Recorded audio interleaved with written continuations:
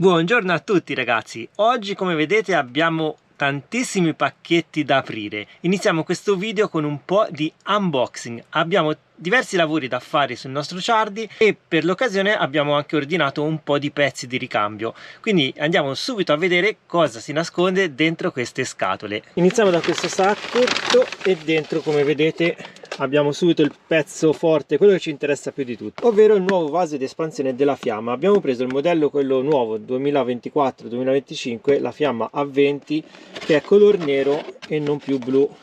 Quindi praticamente con il nuovo vaso dovremo risolvere tutti i nostri problemi. Abbiamo tutti i vari raccordi, il vaso che andrà sostituito a quello vecchio, quindi questo è uno dei lavori che più ci preme. Dentro la busta abbiamo anche altri pacchetti, ad esempio qui abbiamo due prese USB per caricare cellulari e tutte le utenze con l'USB, sono tutte con l'USB-C.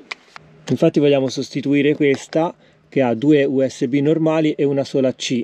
E una di queste prese USB ha smesso di funzionare, quindi la vogliamo sostituire e utilizzare quelli che invece hanno tutte le porte USB-C, perché ormai le utenze di oggi usano tutte questa connessione. Quindi una la sostituiamo qui, una la sostituiremo sul cruscotto anteriore e quella che andiamo a levare dal davanti magari la installiamo da qualche altra parte, perché comunque è sempre funzionante. Ma non finisce, perché dentro il sacchetto abbiamo altri accessori come questi. Questi sono dei tappi che servono a coprire e proteggere i dadi delle ruote del nostro van, perché almeno in questa maniera evitiamo che si rovinino, che siano esposte alla ruggine, allo sporco, e in più andiamo anche a migliorare l'estetica delle ruote. Quindi questi sono semplicissimi, sono dei tappini di gomma plastificata che si vanno semplicemente a incastrare sopra i dadi. Questo poi vedremo subito insieme come metterli. Qui abbiamo anche le vaschette che non servono per cucinare qualcosa di buono nel nostro forno, ma servono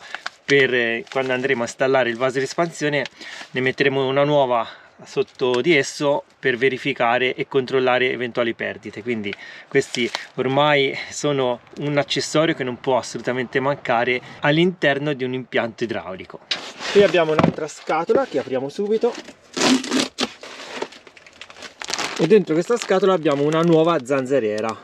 Questa, rispetto a quella che abbiamo già installato, è 5 cm più larga, che come vedete questa, che finora ci ha sempre protetto, è un po' troppo precisa, l'abbiamo presa veramente troppo precisa, e siccome ultimamente abbiamo avuto un po' di problemi con le zanzare, ne abbiamo voluta prendere una più robusta e soprattutto più larga, perché in questo modo andrà ad aderire meglio su tutta la superficie del nostro portellone scorrevole. Andremo a sostituire anche tutti i velcri adesivi, perché si stanno staccando quasi tutti, e quindi abbiamo deciso di comprarne una nuova. Come vedete, tanti acquisti, ma continuiamo l'unboxing. E qui che abbiamo? Non mi ricordo cos'è. Abbiamo preso talmente tante cose che non mi ricordo nemmeno più di cosa si tratti. Andiamo ad aprire anche questo pacchettino.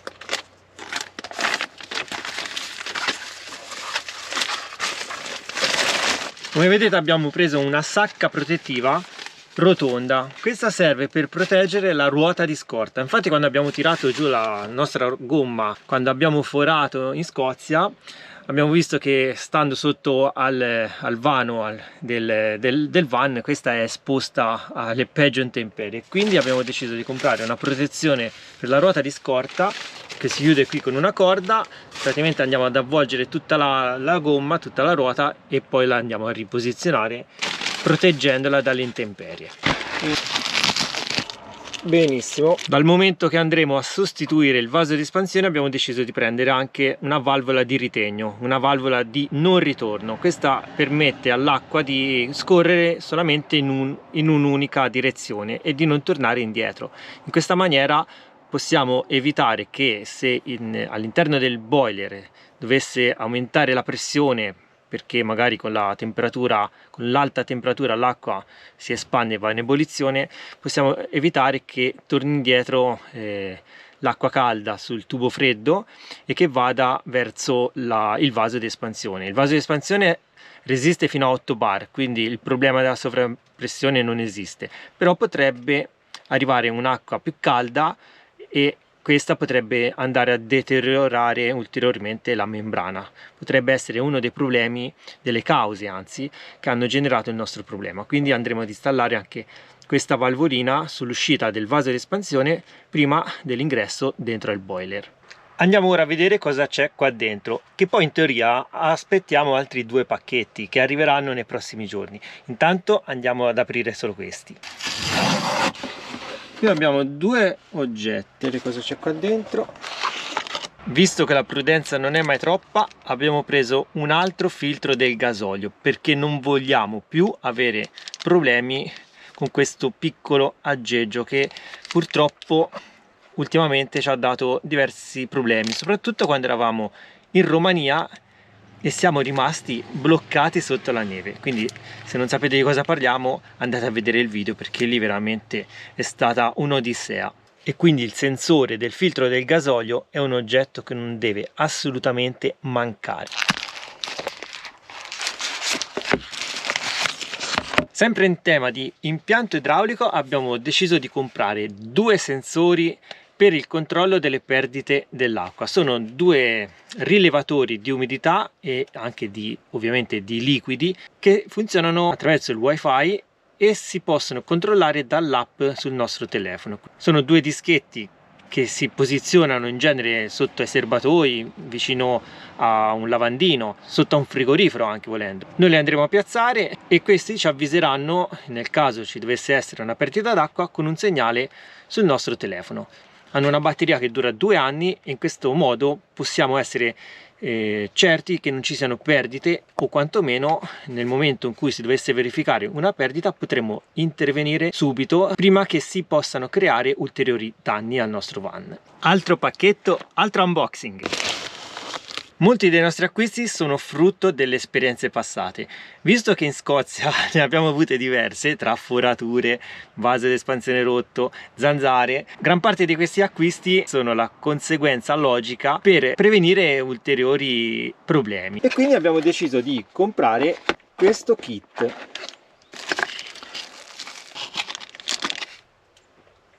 Questo kit altro non è che un controllo elettronico della pressione dei nostri pneumatici. Abbiamo 4 tappi per le valvole dei pneumatici che vanno ovviamente sostituiti ai tappini che abbiamo adesso, e questi comunicano via wifi a una centralina che ci dà la pressione dei pneumatici in tempo reale e anche la temperatura degli stessi. Quindi abbiamo tutto, 4 tappini, il cavo di ricarica, la chiavetta per installare correttamente le valvole e il ricevitore che funziona con energia solare. Qui davanti ci sarà un display che ci darà le informazioni richieste e questo lo vogliamo subito poi testare per vedere se effettivamente funziona bene e se ci dà dei valori sempre corretti. In questo modo, come si abbassa la pressione di un 0,1 bar, possiamo intervenire subito prima che la gomma possa sgonfiarsi e bucarsi, magari possa stallonare e noi non ce ne accorgiamo. Quindi strumento molto molto comodo e utile.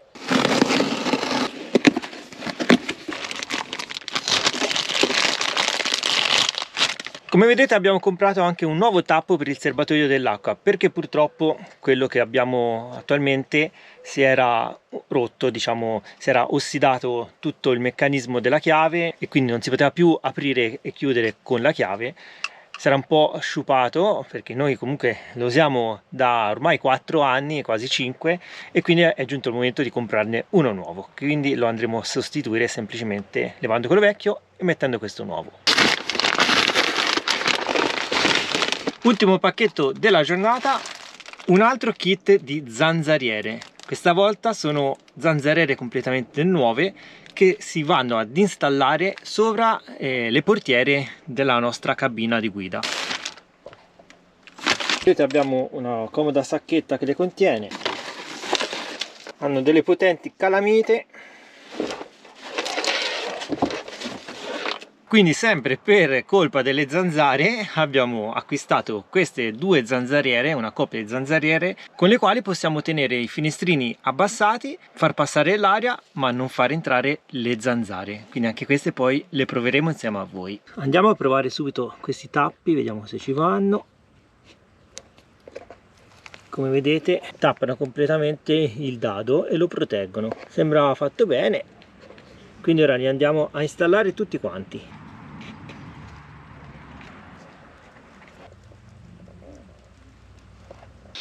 Ora andiamo a sostituire la vecchia zanzariera, perché come vedete sembra che si sia un po' ritirata, non chiude più, l'abbiamo presa più larga di 5 cm.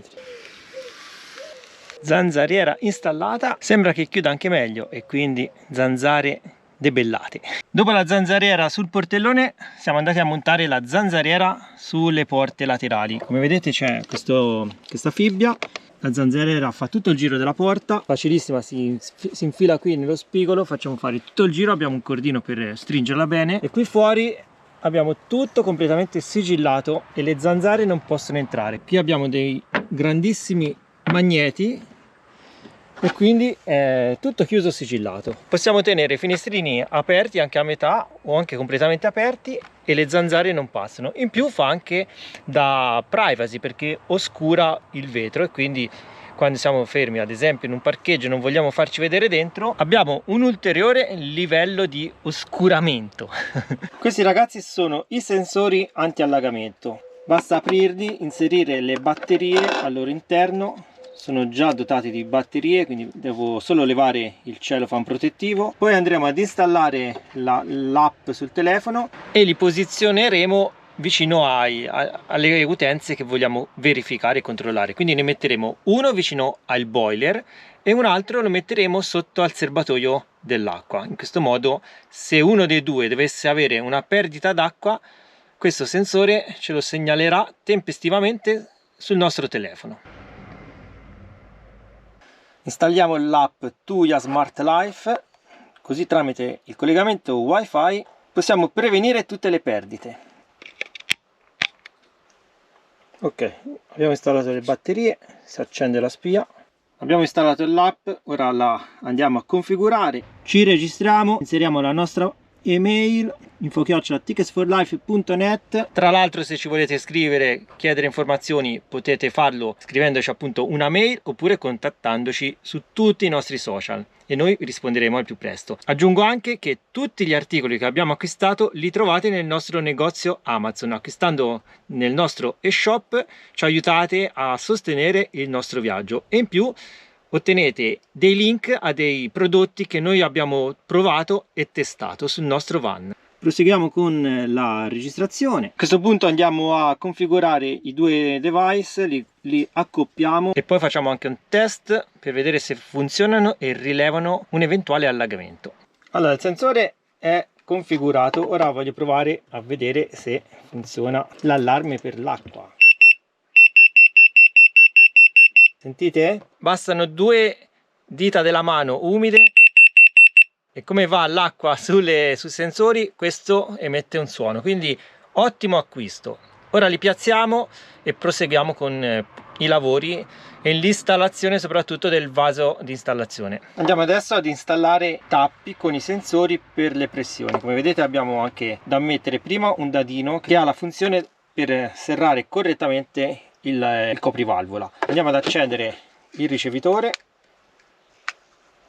vedete lampeggiano sia le temperature, già ci dice 27 gradi che dovrebbe essere la temperatura dell'ambiente, le pressioni ora dice 0 perché non sono installati. Quindi proviamo subito a levare il primo tappino e a mettere questo sopra e vediamo che lettura ci viene fuori. Ovviamente bisogna rispettare le lettere, quindi questo è il posteriore destro, posteriore sinistro, frontale destro e frontale sinistro. Nel kit, oltre ad avere i 4 tappi sensore, abbiamo anche questi dadi che sono praticamente un antifurto, quindi prima dovremo avvitare uno di questi, poi andremo a stringere il sensore vero e proprio e poi andremo attraverso la chiave a stringere in senso opposto il dado antifurto. In questa maniera i due pezzi vanno a contatto tra di loro e prevengono il furto dei tappi.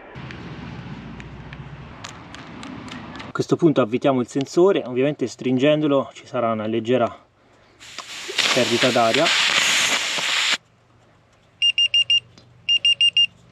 Come sentite lampeggia, ci dice che siamo a 4,1 bar e quindi la pressione è corretta. Ovviamente ora suona l'allarme perché va tarata la pressione d'esercizio nel ricevitore, perché in questo momento 4,1 bar per lui è fuori scala, però 4,1 è la pressione che abbiamo veramente sul nostro pneumatico, quindi già funziona bene e la trasmissione avviene correttamente.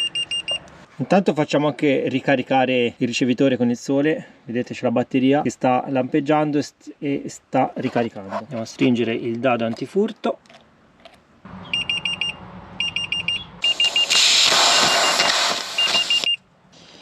Allora, abbiamo messo anche il sensore nella ruota posteriore destra, 4,5 come bar di pressione, quindi anche questa perfetta. Benissimo, abbiamo finito di installare i sensori, abbiamo 4 a sinistra e 4,1 a destra anteriori, 4,5 destro e 4,4 posteriore sinistro. Temperature, alcune gomme sono al sole, alcune sono all'ombra, si varia dai 25 ai 29 gradi. Ora lo mettiamo in cabina, facciamo ricaricare con il sole il pannellino e poi andiamo a tarare tutti i parametri e i vari allarmi. Allora, sono entrato nel menu e ho iniziato a regolare un po' di parametri. Praticamente noi gli possiamo dare un range di pressioni, quindi minima e massima. Gli diamo una pressione, un valore minimo sotto al quale non deve scendere, altrimenti suona l'allarme, e uno anche al contrario. Abbiamo messo un valore di 4 bar e come vedete i valori che sono 4,1 e 4,5 sono fissi, mentre quello dell'anteriore sinistra, che ha 4 bar, sta dando l'allarme, lampeggia, mentre quegli altri no. Noi ora andiamo a settare un range di valori tra 3,5 e 5 bar, così almeno siamo sicuri che se la gomma dovesse sgonfiarsi sotto ai 3,5 bar, ci arriverà una segnalazione acustica e potremo intervenire prima che si possano verificare dei danni maggiori. Averlo avuto in Scozia magari ci avrebbe salvato la gomma, non lo so, quella era bucata, quindi c'era poco da fare. Un'altra chicca che ha questo sensore è anche un ulteriore sensore, ovvero il sensore di movimento, che fa accendere il dispositivo quando accendiamo il motore, perché come accendiamo il motore avviene quel piccolo sobbalzo che fa scattare il sensore e lo fa accendere. Quando invece spengiamo il motore, dopo 3 minuti lui si disattiva e quindi non è nemmeno necessario accenderlo e spengerlo ogni volta. Più con il pannellino solare si ricarica da solo, meglio di così che volete. Invece i tappi che sono installati nelle gomme hanno una mini batteria, tipo di quelle da orologi, che dopo X anni, non so ora quanto possano durare, vanno semplicemente sostituite. Anche questo kit ve lo mettiamo nel nostro negozio Amazon, se siete interessati lo potete trovare lì.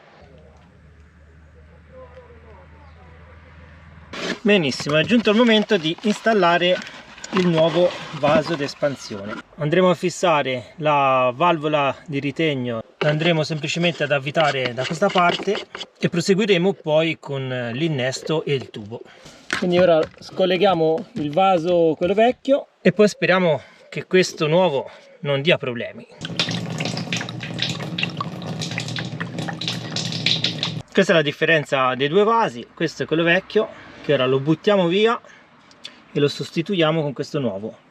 Come vedete poi la pressione deve essere 0,9 bar. Questa è la pressione di precarica, mentre la massima pressione a cui può resistere è di 8 bar, quindi abbastanza elevata.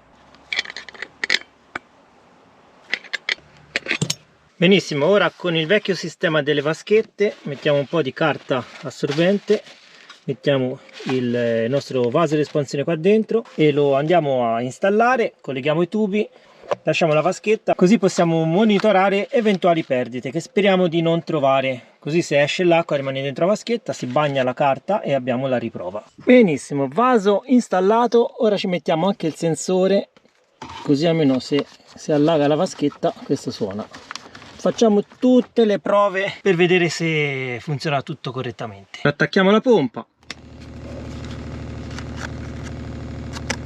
Sembra che non esca niente di acqua, speriamo bene. Bene, al momento sembra funzionare tutto correttamente, non ci sono perdite minime, proprio zero, e comunque abbiamo messo il sensore che se rileva poi una fuoriuscita d'acqua emetterà un bip, speriamo di no. Vedete, l'acqua viene senza colpi di ariete, regge anche il minimo.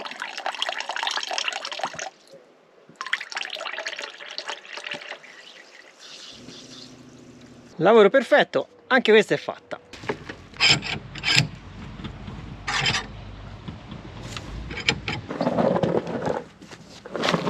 Abbiamo tirato giù la ruota di scorta, ora proviamo subito la sacca per vedere se va bene la misura.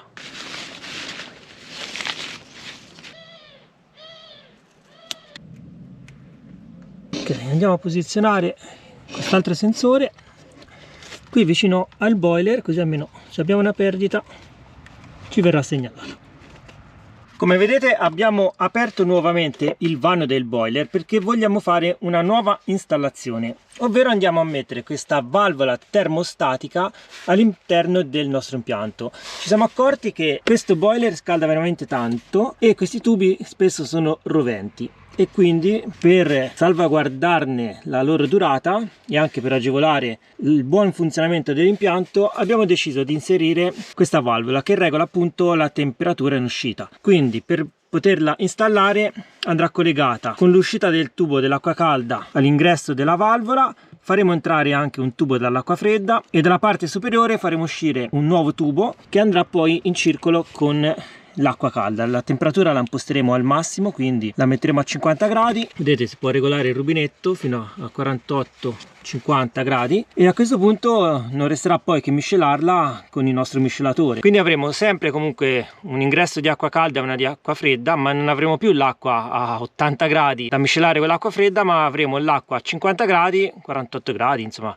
il massimo che ci può regolare il termostato. In questo modo in tutti i tubi dell'impianto passerà un'acqua con una temperatura minore. È un'operazione molto semplice, basta fare i collegamenti ingresso acqua calda, ingresso acqua fredda, regolare la temperatura e avremo in uscita la temperatura che preferiamo. Per quanto riguarda invece l'acqua fredda andrà sdoppiato il tubo, per cui una derivazione entrerà nel boiler e l'altro entrerà nella nostra valvola termostatica.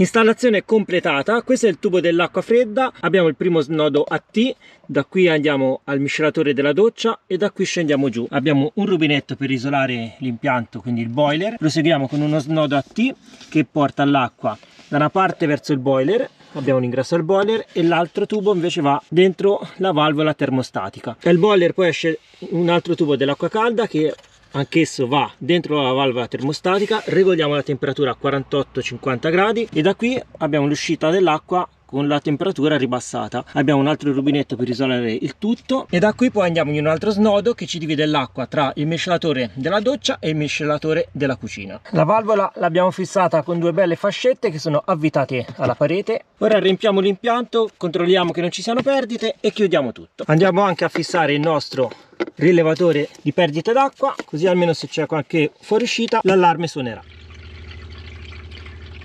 Carichiamo l'acqua, ho messo tutti i pezzi di carta assorbente così controlliamo che non ci siano perdite. Il boiler si sta riempendo, speriamo che non ci siano perdite di alcun tipo. Il prossimo lavoro è di installare questa presa elettrica vicino alla dinette. In questa maniera abbiamo un accesso più facilitato quando lavoriamo al computer e anziché collegare le nostre spine elettriche alla ciabatta qui sopra, le andremo a attaccare direttamente qui sotto al tavolino della dinette. Quindi ora prendiamo bene la misura, facciamo il foro, installiamo la presa elettrica e andiamo poi a collegare i cavi elettrici sul retro. Qui abbiamo tutto lo spazio che ci serve e quindi dovrebbe essere un lavoro semplice e veloce.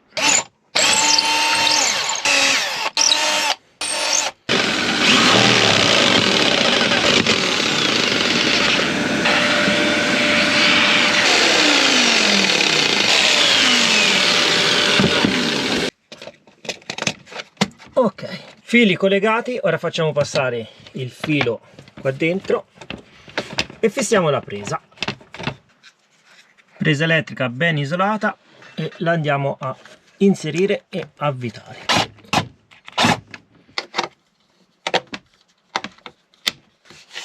E ora, come vedete, andiamo ad aprire la nuova piastra a induzione che abbiamo comprato. Ho già aperto la scatola, come ben sapete quella vecchia è tutta crepata, si era rotta perché c'era cascato sopra il termos del caffè e quindi ne abbiamo comprata una nuova. Eccola qui, l'abbiamo aperta, vi faccio vedere subito la differenza. Praticamente è quasi identica come misure, è più lunga giusto di 1 centimetro, ma la cosa più bella di questa piastra è che è ultra sottile. Qui vedete la differenza dello spessore. Ora dobbiamo solamente levare questa e inserire quest'altra e trovare un modo per poterla fissare in modo che non si muova. Allora, per smontare la piastra dobbiamo intervenire da sotto. Per fare questo ho dovuto tirare fuori il frigorifero. Come vedete abbiamo il frigorifero di casa, quello da 220, poi ne approfittiamo anche per dare una bella pulita. In questo modo posso intervenire da sotto e andare a svitare le viti che fissano la piastra al piano di induzione. Ho rimosso anche le grate posteriori, così possiamo entrare meglio e riuscire così a svitare le viti che stanno sotto la piastra. È un lavoro un po' complesso ma fattibile. Nel frattempo qui la piastra ha finito di rompersi definitivamente, guardate che crepa. Piastra levata, qui vedete abbiamo fatto un foro per far passare il cavo.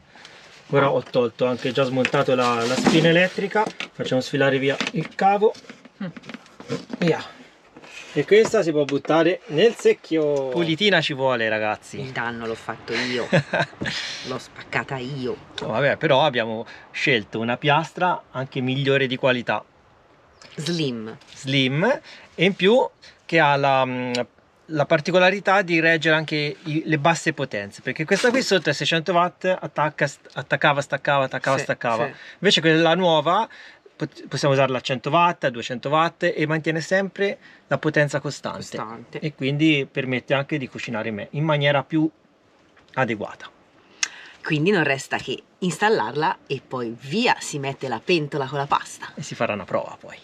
Ok, tutto pulito. Prima di richiudere e fissare la piastra vi faccio vedere un altro lavoro che andremo a fare. Vogliamo creare una presa elettrica in questa posizione che andrà a prendere corrente direttamente dalla Bluetti. In questa maniera, se dovesse succedere un guasto al nostro inverter, potremo sfruttare questa presa e prendere la corrente direttamente da Bluetti senza far passare i cavi qui nel mezzo. Inoltre questa presa la utilizzeremo sia per attaccare il nostro phon che la friggitrice ad aria e anche il nostro tostapane, così per comodità. Vogliamo fare un lavoro pulito, quindi ora andiamo, già che è tutto aperto, facciamo passare un cavo elettrico, lo facciamo passare qua dietro, passerà dietro al mobile della cucina, sarà fissato sotto il letto e andrà a collegarsi direttamente alla Bluetti. E anche questo pannellino lo andremo poi a sostituire. Abbiamo in mente un progettino di miglioramento di tutto questo angolo, quindi andremo praticamente a rivestire queste due pareti, faremo un fondale nuovo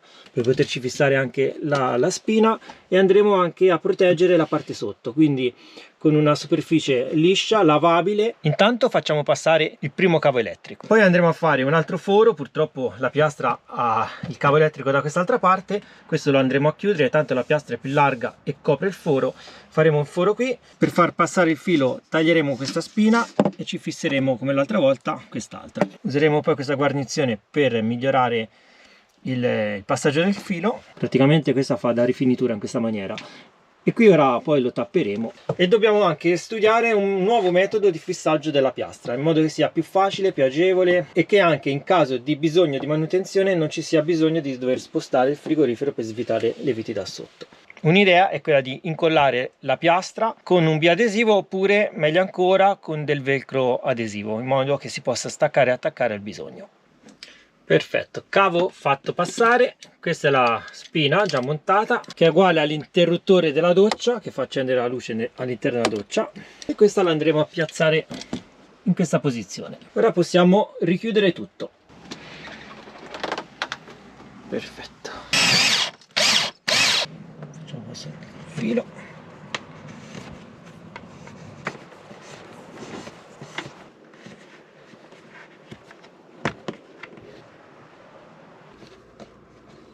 Perfetto, perfetto, piastra attaccata, vediamo se si accende. Ottimo, ottimo.